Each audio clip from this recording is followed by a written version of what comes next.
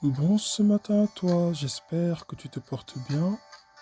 Je voudrais donc t'inviter à t'asseoir confortablement et à écouter la parole de Dieu.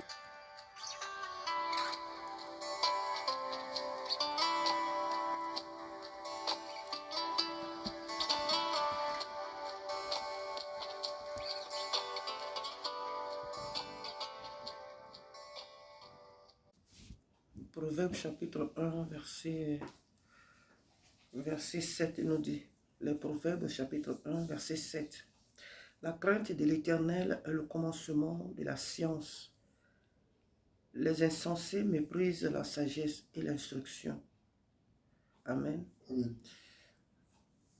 La crainte de l'Éternel est le commencement de la science, en le mot de la sagesse.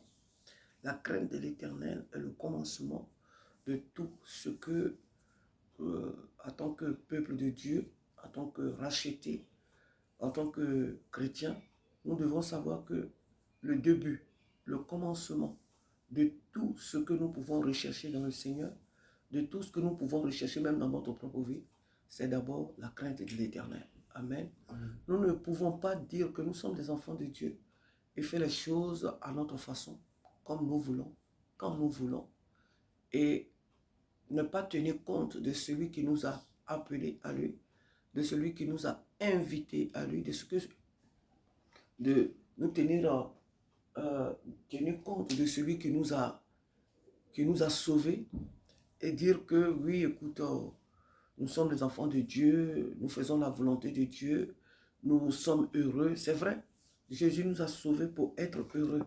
Il nous a sauvés pour être libres. Il nous a sauvés pour une liberté, pour cette liberté vraiment qui est cette grâce, cette liberté que nous n'avions pas, que Christ nous a donnée par sa mort, sa résurrection. C'est vrai, nous avons ce salut. Mais nous devons comprendre que la crainte de l'Éternel, c'est elle qui rend notre liberté complète. La crainte de l'Éternel, c'est elle qui rend notre service dans le Seigneur excellent. C'est la crainte de l'Éternel qui nous différencie des faux chrétiens, du vrai et du faux. C'est la crainte de l'Éternel qui fait que nous sommes approuvés par Dieu. Alléluia. Si nous n'avons pas la crainte de Dieu, ça serait vraiment dommage. Parce que qui dit sans crainte veut dire sans respect, veut dire sans considération. Or, quand on craint quelqu'un, c'est pas, la crainte n'est pas une peur, mais la crainte nous permet de comprendre que, il n'aime pas ça, il ne veut pas qu'on fasse ça, donc on ne fait pas. Pourquoi? Parce qu'il n'aime pas. Non, je ne fais pas ça parce que dans sa parole, il nous a recommandé de ne pas dire ça, de ne pas faire ça, donc on ne fait pas. Donc la crainte nous permet de tenir compte, de respecter, de tenir compte de ce Dieu-là qui nous a appelés, de le respecter, de l'aimer, de lui obéir, de tenir compte de ce que lui, il désire, de ce qu'il veut qu'on fasse et de ce qu'il ne veut pas qu'on fasse. Donc la crainte de l'Éternel, elle est notre source de bénédiction. La crainte de l'Éternel vaut mieux que toute chose. On pourrait parler de l'obéissance. L'obéissance à Dieu vaut mieux que les sacrifices. Donc, la crainte de Dieu, elle vaut beaucoup mieux que beaucoup de sacrifices qu'on peut faire dans la maison de Dieu. Il est mieux de craindre Dieu et faire peu de choses, si je peux le dire comme ça, que de faire beaucoup de choses et ne pas craindre Dieu. En ce moment-là, ça serait vraiment en vain que la personne se fatiguerait. Amen. Donc, il nous faut craindre l'Éternel. La crainte de l'Éternel est le commencement de la science, le commencement de la sagesse, comme on peut le dire dans d'autres versions. Et les insensés méprisent la sagesse et l'instruction. Les insensés, c'est ceux qui ne tiennent pas compte de cette recommandation. Les insensés, c'est ceux qui ne veulent rien savoir, qui font qu'à leur tête, qui font ce qu'ils veulent, qui font ce qui leur semble bon, ce qui est juste à leurs yeux. La parole de Dieu dit n'est pas faire ça, mais ils trouvent que il y a trop de restrictions, il y a trop de, il faut pas, il faut, il y a trop de règles, il y a trop d'interdits. Quand on est insensé, quand on vient dans la maison de Dieu, quand on est insensé, on trouve que tout ce que la parole de Dieu nous donne comme ordre, on trouve cela très pesant, on trouve cela trop exagéré. Surtout que la plupart de ces insensés-là ne lisent pas la parole de Dieu. Mais qu'elles entendent ces choses de la bouche des prédicateurs, là, elles trouvent que c'est exagéré. Mais même quand tu leur montres le verset biblique, tu leur dis, mais voilà ce que la parole de Dieu dit. Ce n'est pas moi qui invente les choses, mais voilà ce que la Bible dit. Non, mais elles trouvent toujours que c'est toi qui exagères. Elles trouvent toujours que c'est toi qui exagères. Donc, tout ce que la Bible dit, elles le trouvent, mais vraiment difficile, exagéré. Et elle rencontre vraiment des bêtises. Donc, nous devons savoir, pour quelqu'un qui aime Dieu, même quand Dieu lui dit que le pont qui est là, il faut le sauter, la personne va le sauter. Pourquoi? Parce qu'elle sait pourquoi Dieu lui a dit de sauter le pont. Alléluia. Donc, quels que soient les sacrifices que Dieu demande à la personne, elle le fait. Pourquoi? Parce qu'elle sait que c'est Dieu qui le lui a demandé. C'est Dieu qui le lui a demandé. Donc, il va faire cela. Parce que Dieu sait ce qu'il fait. C'était un petit exemple. Dieu ne nous demandera jamais de sauter des ponts. Et c'est pour dire la gravité, l'importance de ce que Dieu peut demander à ses enfants de faire comme sacrifice. La crainte de l'Éternel nous conduit vraiment à vivre une vie chrétienne heureuse.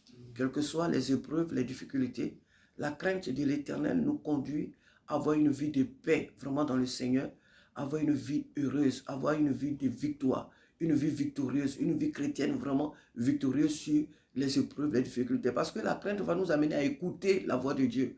Elle va nous amener à nous laisser conduire par Dieu. La crainte de l'Éternel nous procure une voie de paix, une voie vraiment de joie, une voie vraiment de victoire sur tous les défis que nous pouvons avoir dans notre marche. Il y aura des épreuves, il y aura des larmes, il y aura des difficultés, c'est vrai. Mais à cause de ce que nous avons la crainte de Dieu et que nous nous remettons toujours à lui et que nous lui sommes toujours, nos oreilles lui sont toujours ouvertes et nous lui obéissons, notre chemin, notre vie chrétienne ne pourra être qu'être une vie vraiment de gloire parce que on écoute le Seigneur. Il dit, je connais les projets dans Jérémie, que je connais, car je connais les projets que je forme sur vos projets de paix et non de malheur, afin de vous donner l'avenir et de l'espérance. Donc celui qui craint Dieu, le chrétien, le racheté, le disciple qui craint le Maître Jésus-Christ, ne pourra être victorieux, ne peut être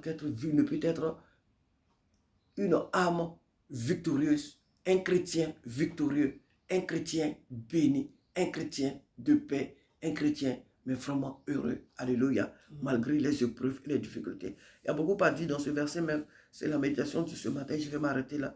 Il nous faut craindre l'Éternel. Il nous faut craindre Dieu. C'est très important. La crainte de l'Éternel nous conduit à fuir le péché, à fuir tout ce qui est contraire à la parole de Dieu. La crainte de l'Éternel nous conduit tout simplement à être différent du monde. Quand on craint Dieu, on ne suit pas les autres. Non, parce que les autres font, moi aussi je dois faire. Or, la parole de Dieu, non, ne vous conformez pas au siècle présent.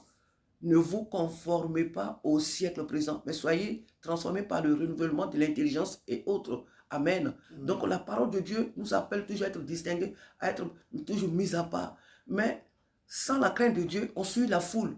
On suit ce que les autres font. Les autres font comme ça, donc moi je dois faire. Les autres ont dit comme ça, donc moi aussi je dois dire, pour être aussi considéré, pour être aussi entendu, pour être aussi aimé, donc moi aussi je dois faire comme les autres font. Non, la crainte de Dieu t'amène à être une personne particulière, à être une personne distinguée, à être une personne mise à part. La crainte de l'Éternel te permet de faire ce que Dieu te dit de faire. Parce que la crainte de Dieu, elle est celle qui nous met toujours à part. Elle est celle qui nous met toujours à l'écart. À l'écart de quoi? Pas une mauvaise éloignement, pas un mauvais, plutôt, pas un éloignement stupide, non. Comme la Bible dit aussi, on n'est pas de ceux-là qui se mettent à l'écart pour se perdre. Ce n'est pas de ça que je parle. Mais la crainte de l'Éternel nous fait comprendre que nous sommes des êtres mis à part pour Dieu. Nous sommes distingués de Dieu. Nous sommes sélectionnés par Dieu. Et cette crainte nous permet de pouvoir nous tenir sur cette ligne-là, cette ligne droite. Et à ne pas nous mettre dans la foule, à ne pas faire comme les autres. Amen. Il y a beaucoup à dire vraiment dans ce verset ce matin. Que Dieu nous aide à le craindre. Alléluia. Afin de vivre selon son cœur. Amen. Que son nom soit béni. Merci à toi d'avoir écouté ce message. Que le Seigneur te bénisse. Passe une très bonne journée.